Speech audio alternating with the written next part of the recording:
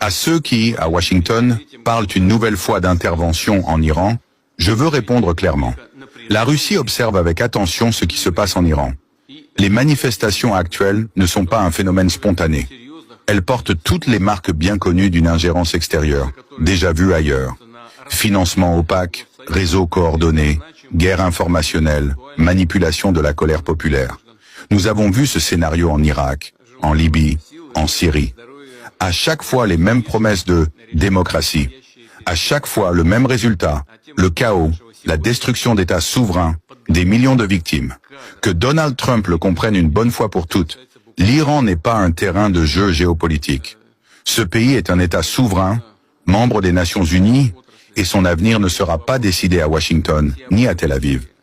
Toute tentative d'intervention militaire sous prétexte de libération sera considérée comme une escalade majeure, avec des conséquences régionales et internationales graves.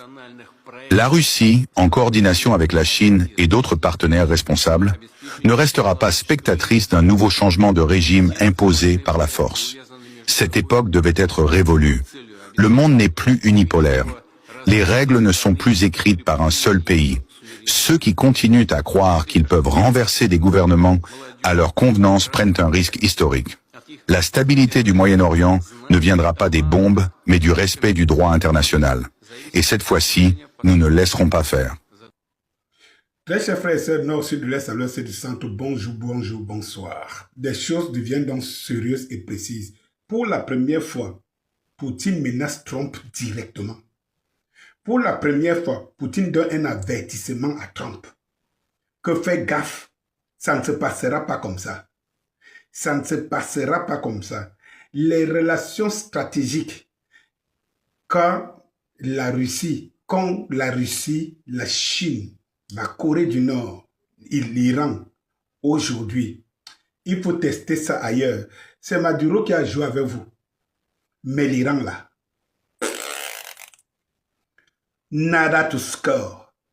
Je dis que pour la première fois, vous avez bien entendu, et cela rejoint donc ce que je vous ai dit ici, que les États-Unis là ne peuvent pas se lever là un matin et dire qu'ils attaquent l'Iran. Les choses ne seront pas pareilles. Et ça c'est clair.